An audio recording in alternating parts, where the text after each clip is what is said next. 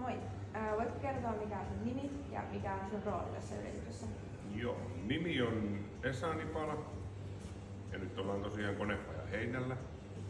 Ja meikäläisen rooli on kehitysinsinööri ja sanotaan näin, että 90% on nimenomaan firman kehittämiseen, ei niinkään laitteiden tuotekehitykseen.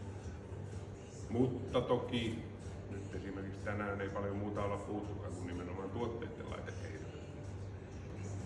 Mitä palvelua tai tuotetta yrityksessä tuottaa? No, pudotustestilaitteistoja.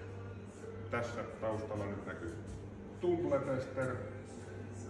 Jos hiukan tonne päin pistät kuvaan, niin näkyy sitten pudotustestilaitteistoja ja näillä tosiaan kulutuselektroniikan pudotustestejä tehdään ja myöskin lääketeollisuuden esimerkiksi. On insuliinikyniä, kuulolaitteita löytyy. Sitten on kaikki, nämä on helppoja esimerkkejä, just tämmöiset puhelimet, tabletit, läppärit, mitä nyt halutaan ja kaiken näköiset tietokoneen lisätarvikkeet. Mitä nyt voi kuvitella, että joku pudottaa lattialle, niin joku pitää tietää, mitä se kestää. Osaan liittyy standardeja, eli pitää ihan oikeasti tietää, miten ne kestää. Ja laitevalmistajan pitää vakuuttaa, että on testattu tiettyjen standardien mukaan ja niin poispäin. Ja osa on sitten vain sellaisia, että valmistaja haluaa tietää, mitä heidän laitteet kestää. Eli Konepaja Heinä valmistaa muun muassa tämmöisiä drop tester testilaitteita, pudotustestilaitteita, joilla pystytään hallitusti pudottamaan erilaisia kulutuselektroniikkalaitteita, medikaalipuolen laitteita, sen semmoisia kaikkea elektronisia laitteita, mitä kuluttajat ja ammattihenkilöt käyttää. Laitteen toimintaperiaate on se, että valitaan haluttu pudotuskorkeus tälleen hyvin yksinkertaistaen ja avataan kabiini. Täällä menee imu päälle, imu päässä, asetetaan tuote laitteeseen sisälle. Laite ajaa valittuun pudotuskorkeuteen, tässä tapauksessa 1,5 metriä. Sitten sen jälkeen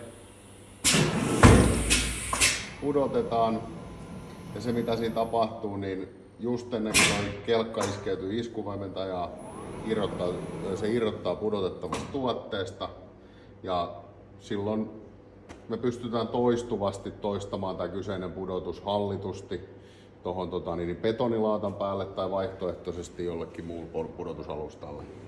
Minkälaisia prosesseja tuotteiden tuottamiseen käytetään?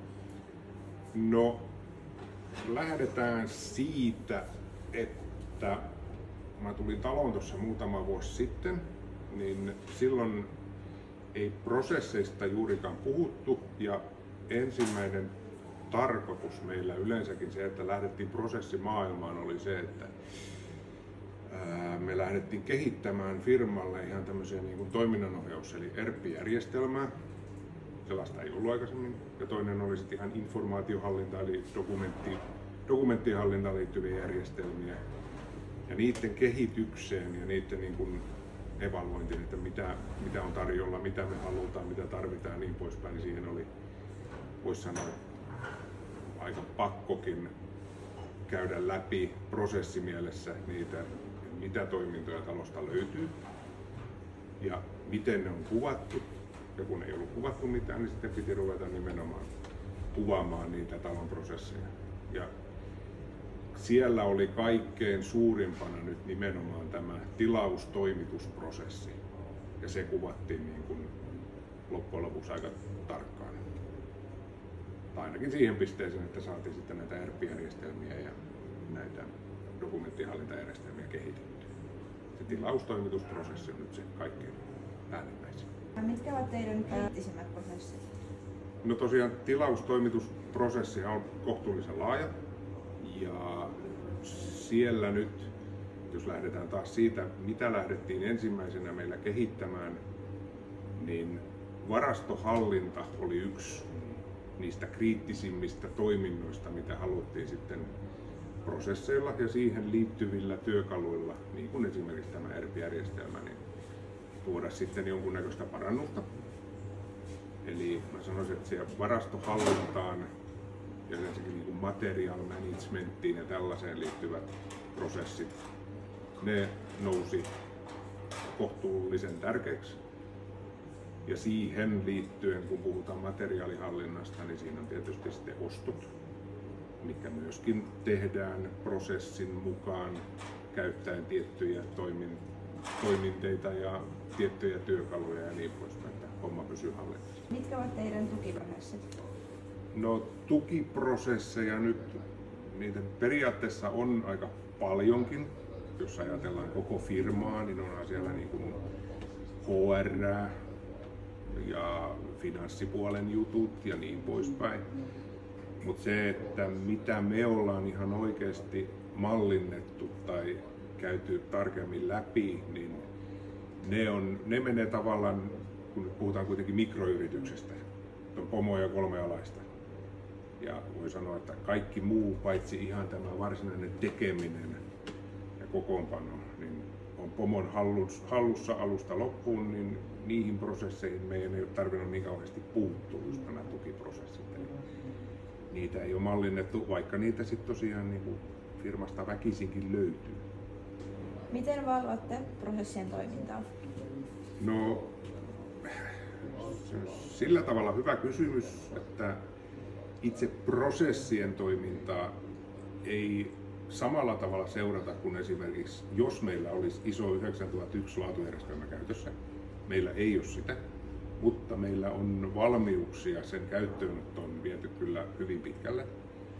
Ja sanotaan näin, että nyt nimenomaan nämä ERP-järjestelmä esimerkiksi tuo mukanaan nimenomaan sitä hallittavuutta prosessien läpikäyntiin. Eli kun ostot tehdään aina samalla tavalla, samalla työkalulla esimerkiksi, se tarkoittaa automaattisesti sitä, että seurataan tavaravirtaa talon sisälle.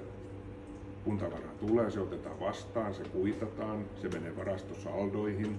Eli ERP-järjestelmä valvoo sitä, että tätä prosessia tavallaan noudatetaan. Ja samalla tavalla sitten kun tavaraa taas käytetään tuolta varastosta tuotantoon, niin varastosaldoista nämä tuotteet poistuu, tehdään kokoonpanoja, tehdään valmiita laitteita ja ne laitteet lähetetään maailmalle. Ne menee tietylle asiakkaalle, ne saa tietyn sarjanumeron, niin pystytään seuraamaan myöhemmin. Eli taas järjestelmät tukee sitä, että prosesseja noudatetaan ja pystytään prosesseista kyllä sitä aina katsomaan tarvittaessa, että nyt ollaan tuossa kohdassa ja seuraava steppi on toi ja niin poispäin. Jos prosessissa havaitaan ongelma, miten sitä lähdetään ratkaisemaan? No se on tällaisessa mikroyrityksessä kohtuullisen helppo, koska silloin voidaan ottaa ihan vaikka koko tiimi sitten tähän näin brainstormaamaan, että miten saadaan jokin tietty asia korjattua, olisi sitten nimenomaan vaikka varastohallintaan liittyvä asia. Otetaan nyt yksi ihan elävä esimerkki, että niin kuin tuossa aikaisemmin sanoin, niin tässä varastohallinnassa on tärkeää se, että kaikki varastoon tulevat osat myös merkataan tulleeksi sinne ja myöskin sieltä lähtevät osat merkataan lähteviksi ja siihen käytetään nimenomaan tätä toiminnanohjausjärjestelmää. Jos joku menee tuolta varastosta ottamaan niitä tavaroita ilman sitä, niin silloinhan ei mennä prosessin mukaan ja silloin ei, tämä on siitä huono esimerkki, että silloinhan ei korjata prosessia, vaan sitä prosessia väärin kohdellutta, niin sitä pitää sitten vähän niin kuin ojentaa. Mutta periaatteessa mikroyrityksessä on helppo se, että koko jengi kasaa ja mietitään, mitkä ne toiminnat sitten on ja mitä korjauksia pitää tehdä. Miten kehitätte prosessejanne? No lähinnä nyt ensinnäkin siihen on yksi hyvä juttu, eli meikäläinen käyttää ja saa käyttää siihen aikaan.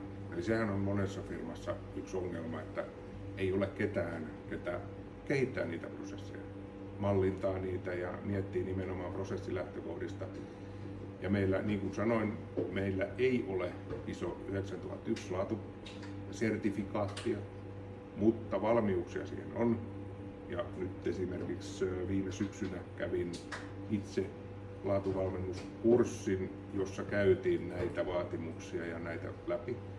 Ja sitä kautta tullaan kehittämään edelleen niitä sekä meidän prosesseja että sitten prosesseihin liittyviä näitä tukitoimintoja ja mahdollisesti työkaluja ja niin poispäin. Käytetäänkö yrityksessänne prosessiajattelua?